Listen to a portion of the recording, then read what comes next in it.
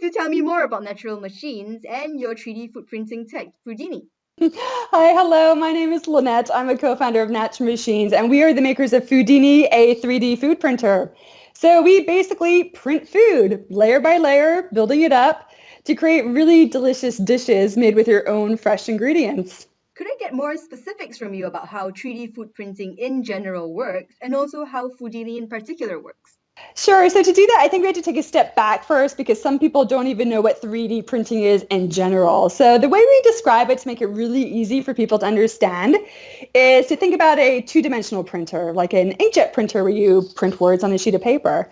So imagine you're doing that, like you're printing the word hello, and that piece of paper gets stuck in your printer and it keeps printing the word hello over and over and over again. And the layers of ink will start to build up on the sheet of paper until it gets higher and you have a 3D word. That's, an in theory example, but that's pretty much the process of 3D printing. But rather than using ink like an inkjet printer, we actually use food. Now, the concept might sound a little bit crazy to 3D print food, but it's really not, because what we do with Foodini is we actually took the concept of a food manufacturing facility. If you eat any food that's packaged that you buy in a supermarket, you're practically already eating 3D printed food. So what we did is we took that food manufacturing facility concept and we created a kitchen appliance that looks great in any kitchen. But the big difference is you can actually use your own ingredients. You control the ingredients going into your foods. What sorts of benefits does 3D food printing provide for the F&B industry? The advantages to 3D food printing is you can actually start offering customized foods for people. So right now in the F&B industry, when you go to get food, whether it's in a supermarket or at a food service location, you're pretty much getting a one-size-fits-all food item. By that, I mean when you buy a box of breakfast bars, for example, everybody who buys that box gets the same calorie count, the same nutritional count, everything's the same, it's one size fits all.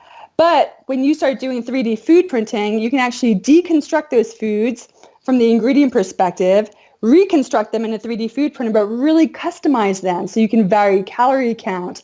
You can customize down to the nutritional level. So it's really all about personalized food for individuals. What about its usefulness for F&B manufacturers in particular? Are you already working with any companies with regards to this? We are working with F&B food manufacturers now. Again, they're looking at it from a future perspective. Nothing's rolling out just yet, but where they're really looking at it is really getting away from that generic one-size-fits-all food offering and being able to customize foods for individuals.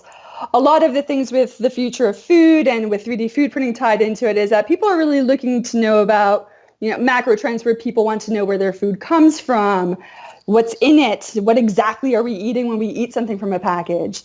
And when you 3D food print it, you're actually having a lot of control over that. So you can actually decide what you're eating down to a micronutrient level if you wanted to.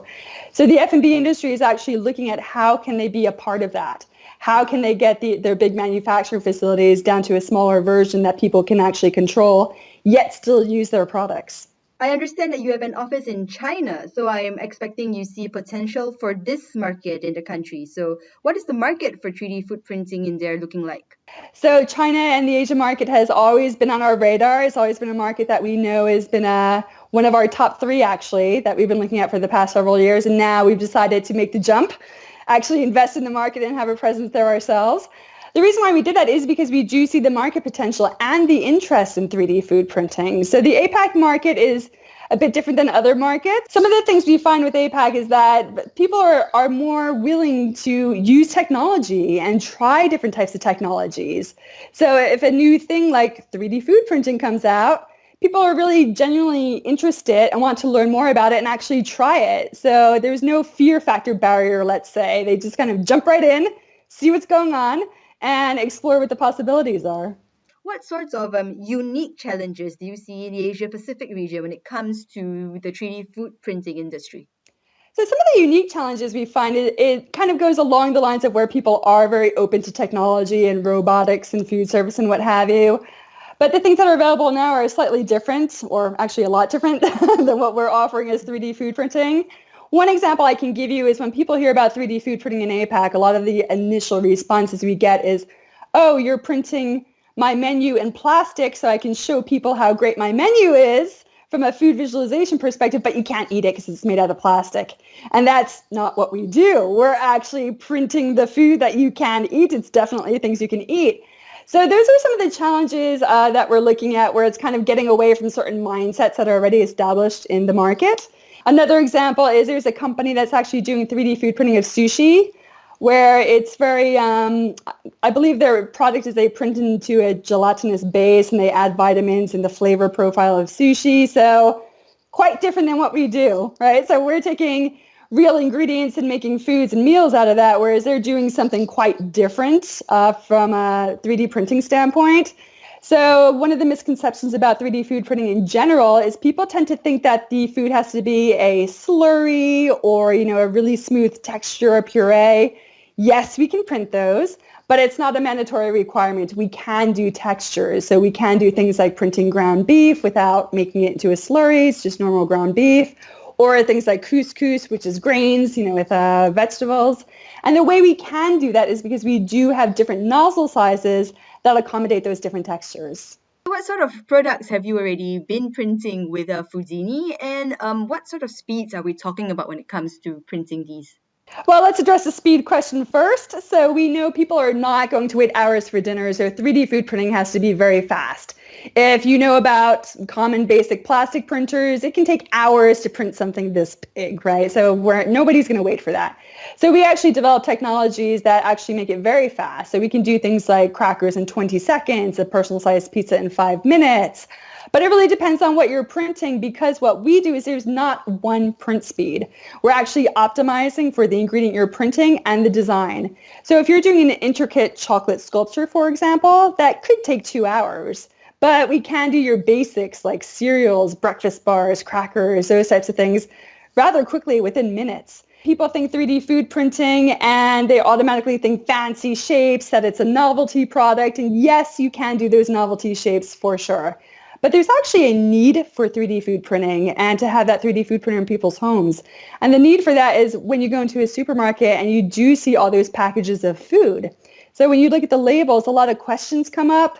So there's additives, preservatives, chemical sounding ingredient names, and we don't know how much of those ingredients are in that product. So when you have a 3D food printer in your home, all those questions go away because you're controlling the foods that go into that. So you can replicate those same foods you're accustomed to purchasing, but actually control the ingredients that go into it. So do you have any upcoming plans to develop the technology further and maybe expand further within the APAC region? We do have plans to expand into the APAC region. Our first foray is actually opening that office in Beijing. If it continues the way we believe it will, with the interest in APAC and the number of clients we're working with and the different types of clients, we're working with all sorts: hotels, universities, R&D, food manufacturers. So as that expands, we believe the office will expand as well to help support the local market.